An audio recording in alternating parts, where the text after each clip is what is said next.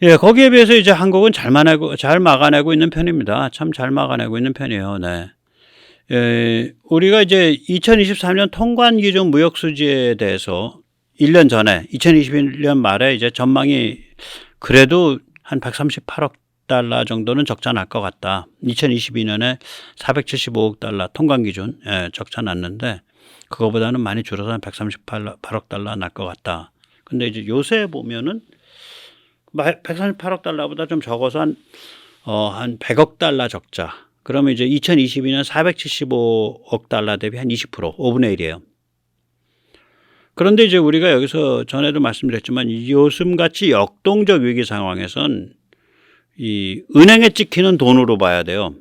이게 지금 통관 기준은 산업통상자원부 관세청 기준이거든요. 그러니까 관세청이 자기 그 위 상위 부서가 산업통상자원 볼 거예요. 산자 볼 거예요. 그렇죠, 당연히.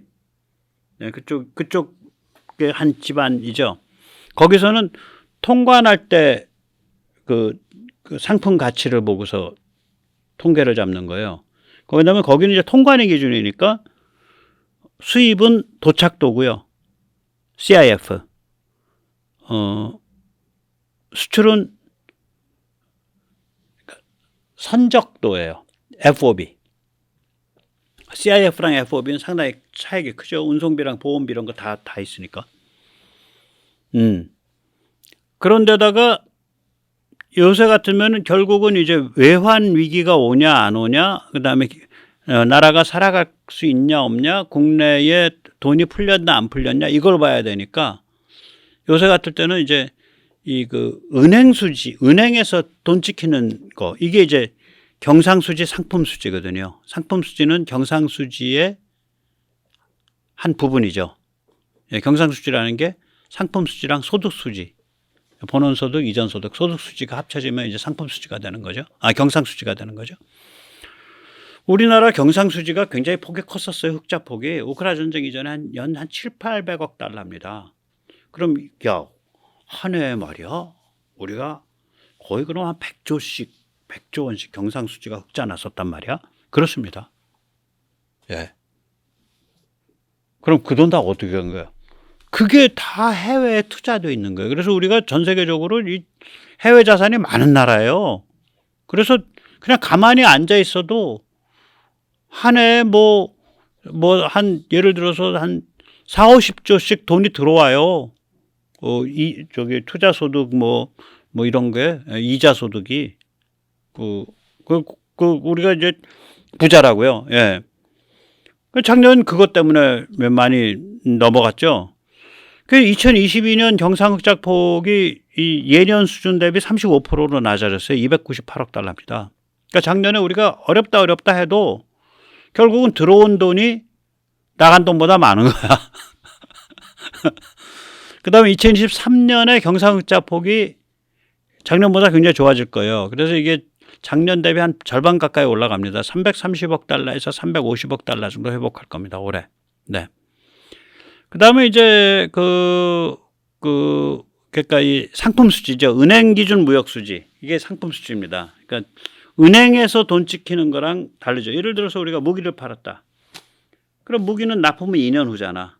또는 이번에 들어왔잖아. 이게 은행 기준에서는 이게 수출로 잡혀요. 통관 기준에서는 이건 수출로 안 잡혀. 그러면 무기, 배, 플랜트 이런 건 그런 데서 들어온 달러는 전부 은행 기준으로 잡히죠, 우리가. 그러니까 상품 수지에서 수출로 잡혀요. 그런데 통관 기준에서는 예를 들어서 그런 거는 안 잡히는 거예요. 그러니까 우리가 뭘 가지고 따질 거냐 좀 생각해 봐야 돼요. 이렇게 어려울 때는 경상수지, 상품수지로 따져야 돼요. 그런데 이 경상수지, 상품수지는 성미 급한 사람은 못해. 이 통관기준은요, 예를 들어서 지금 당장, 무역수지 뽑아봐. 9월달. 그러면 그냥 나와요. 컴퓨터에서 바로 나와요. 관세청 DB에서 바로 나와버려요. 통관기. 근데 이 은행에 돈 찍힌 건 이 돈의 꼬리표를 살펴서 이걸 분류를 해야 될 거 아니에요. 계정 분류를. 그리고 계정 분류가 맞나 틀리나 봐야 되잖아요. 그래서 저거는 월말 마감해서 한 40일쯤 지나서 발표돼요. 네. 요번에 일찍 발표됐죠.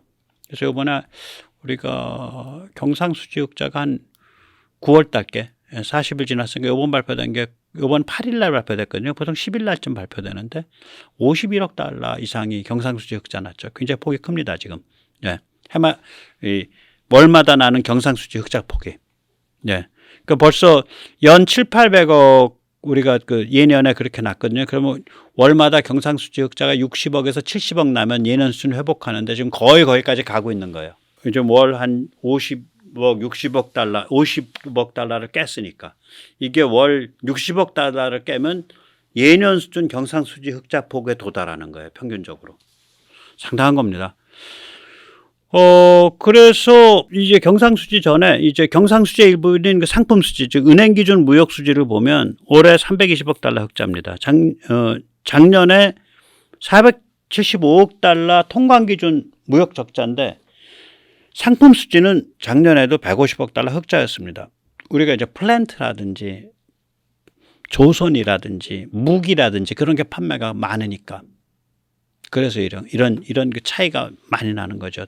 그러니까 물론 도착도냐 CIF냐 FOB냐에 따른 차이도 있지만 아마 제 생각에는 상품의 그 포트폴리오가 그야말로 이렇게 뭐 포장해서 딱 그러니까 이 뭐랄까 상품의 준비 임신 기간이죠. 예, 뭐 그 상품의 준비 기간. 예, 그게 긴 상품들이 많아 갖고 돈은 먼저 성금으로 땡겼는데 아직 통과는 안 된 중도금 또 잔금 아직 안 받은 그런 상품들이 아마 비중이 높아져서 이런 현상이 있지 않나 그렇게 짐작을 해봅니다.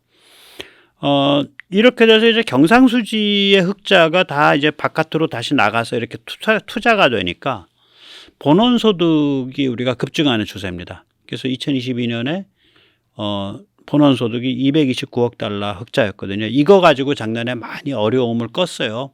작년 경상흑자 난 게 이 본원소득 작년 경상흑자 폭을 보세요. 작년에 경상흑자가 298억 달러인데 본원소득에서의 흑자가 229억 달러 아니에요. 거의 뭐 한 50억 달러. 그러니까 작년에는 다른 건 다 얼레벌레 똔똔 치고 본원소득만큼 경상흑자를 본 거예요. 올해는 본원소득이 한 320억 달러 정도 흑자 나지 않겠냐 그렇게 추정을 합니다. 네. 올해가 작년보다 어려웠어요. 작년은 10월부터 경제가 꼬라박혔고요. 올해는 1월부터 꼬라박혔으니까 올해는 1월부터 꼬라박혀서 7월, 7, 8월까지 그 어려웠으니까 네네 무역 그러니까 통관 기준으로 보면 10월 달에 풀린 거 아니야? 올해가 굉장히 어려운 해예요. 참고 잘 우리가 막아내고 있는 거죠. 예. 그래서 이걸 표로 좀 보면 통관 기준, 그러니까 관세청 기준으로 보면 1월 10월 사이 통관 기준 수출은 5,194억 달러고 통관 기준 수입은 5,375억 달러입니다. 그리고 이걸 이제 그 1월부터 10월까지의 그러면 무역 수준은 어떻게 되냐? 마이너스 181억 달러입니다. 그러면 2023년 연간 앞으로 이제 11월, 12월 2달 남았으니까 제가 보기엔 한 100억 달러, 예, 100억 달러, 뭐 110억 달러 마이너스. 참고로 작년 말에 올해 통관 기준 무역 수지에 대해서 무역협회에서 138억 달러 마이너스 날 거라고 했습니다. 그다음에 이제 경상수지를 한번 보죠. 1월부터 9월 사이의 경상수지 이게 중요해요. 이게 결국 이게 통장에 돈 찍히는 거라서 이게 이제 1월부터 9월까지 165억 달러고요. 이게 이제 연간 경상수지가 추정컨대 이게 330억 달러 쉽게 넘어갈 겁니다. 왜냐하면 지금 10월, 11월, 12월 3개월 남았는데 요새 한 달에 경상수지 흑자 폭이 50억, 60억 달러니까 3개월 동안에 150억에서 180억 달러 나거든요. 그래서 한 330억 달러까지 갈 수 있다. 이거는 대단한 건 거예요. 작년에는 9월까지는 괜찮았고 10월부터 두들겨 맞은 거거든 우리가. 근데 올해는 1월부터 두들겨 맞아서 지금 그러니까 통관 기준으로 보면 9월까지 두들겨 맞았는데도 경상수지가 흑자가 작년보다 더 나는 거예요. 298억 달러가. 작년에 220몇 억 달러였으니까 훨씬 더 괜찮은 거죠. 그 다음에 이제 상품 수지로 보죠. 이건 이제 은행에서 보는 거죠. 은행 기준이죠. 은행 기준 수출로 보면 이미 무역 적자가 꽤 나 있어요. 이미. 예. 그 136억 달러 흑자예요. 이미 은행에 돈으로 찍힌 걸로 보면 수출에 470억 달러, 수입에 4,710억 달러, 수입에 4,574억 달러니까 136억 달러. 근데 우리가 왜 그러면은 이게 경제가 어렵다고 느끼냐? 한국 사람이 느끼는 체감은 뭐냐면 기본적으로 경상수지 흑자가 연에 한 800억 달러 나야 돼. 그래야 뭐 시불시불 소리 안 하고 살아요. 그러니까 대단한 거죠. 연에 경상수지 800억 달러 나면 10년 지나면 해외 자산을 1조 달러로 운영하고 있다는 건데 저기 10년마다 1조 달러씩 들어간다는 거 아니에요. 해외 자산이. 한국 사람들이 그 정도 돼야 입에서 시불시불 소리가 안 나와요. 그러니까 이게 엄청난 거예요. 예. 그러니까 이제 상품 수지로 보면 이미 흑자예요. 136억 달러. 그렇게 어려웠는데 연간 상품 수지 약 320억 달러 정도 흑자 날 거라고 봅니다. 지금 연간 한 60억, 매월 한 60억 달러 흑자 나고 있거든요. 3개월은 180억 달러 올라가니까. 그 다음에 보론소득 이게 재밌어요. 이게 이제 바깥에서 이제 또박또박 이제 배당금이랑 이자 들어오는 거죠. 저한테는 한 푼도 안 들어오더라고. 이렇게 많이 들어오는데. 1월에서 9월 때까지 254억 달러 들어왔고요. 올해 연간에 아마 300억 달러 이상 들어올 겁니다. 그러니까 이건 작년 대비보다 꽤 많이 늘어난 거죠. 320억 달러 들어올 텐데. 예. 그렇게 추정합니다. 그러니까 잘 버티고 있는 거예요. 이 중국이 이렇게 망하는 판에 잘 버티고 있는 겁니다. 그래서 이제 특히 중국이 이제 침몰하니까 우리 대중 전략은 또 뭐냐 한번 생각을 해보죠. 우리가 참 신통방통한 게 여기 보면 중국에 대한 이제 그 수출 그 비중이 나오죠. 네, 중국 23.33%예요. 이미 동남아보다 작아요. 그러니까 4분의 1이 안 돼요. 이미 중국이. 많이 낮아진 거죠. 옛날에 뭐 40% 이렇게 됐던 것 같은데 수출도. 대중 수출 비중을 낮춰야죠. 그 얘기는 굉장히 더 다변화해야 되고 더 많이 뛰어다녀야 되고 뭐 국가 이미지가 더 좋아야 되고 뭐 여러 가지가 있겠죠. 지금 세계 경제가 지금 굉장히 불황인데 잘 버티고 있는 거예요. 예, 진짜로. 대중 수출 비중을 낮추고 그 다음에 대중 수출 품목을 전천후로 만들고 지금 10월 달에 대중 수출 다시 흑자 돌아갔죠. 네, 중국이 아무리 그 침몰을 해도 중국이 뭔가 물건 만들어서 결국은 팔아야 되니까 저기는 그 뭔가랑 해당하는 거는 우리한테 또 살 수밖에 없는 것들이 있을 수밖에 없잖아요. 그러니까 중국 경제가 한없이 침체해도 결국 먹고 살기 위해서 일부는 먹고 살 테니까 수입할 수밖에 없는 상품. 그 원부자재가 됐던 소비자가 됐던. 그 다음에 중국으로부터의 전략적 원부자재 수입선을 다변화해야겠죠. 그래서 이코노믹 코어션, 경제적 강압을 안 당하게. 그래 놓고 국방력 계속 강화하고 무슨 뭐 미사일 방어체제 계속 강화하고 꿋꿋이 나가면 뭐 중국 별거겠어요? 우리 눈치 볼 수밖에 없지. 왜냐하면 우리가 워낙 베이징이랑 가깝잖아요. 그리고 중국을 지배하는 그 지배 집단 특권층의 입장에선 베이징은 우주입니다. 우리는 뭐 서울 뭐 사람이 좀 많이 모여 있어서 사고 나면 좀 많이 죽지. 우리는 그 걱정인데 걔들은 그게 아니에요. 애착 집착이에요. 그게 우주야. 그래서 뭐 충분히 중국이랑 우리가 버텨갈 수 있다. 그렇게 생각을 합니다. 오늘 여기까지 모시겠습니다. 감사합니다.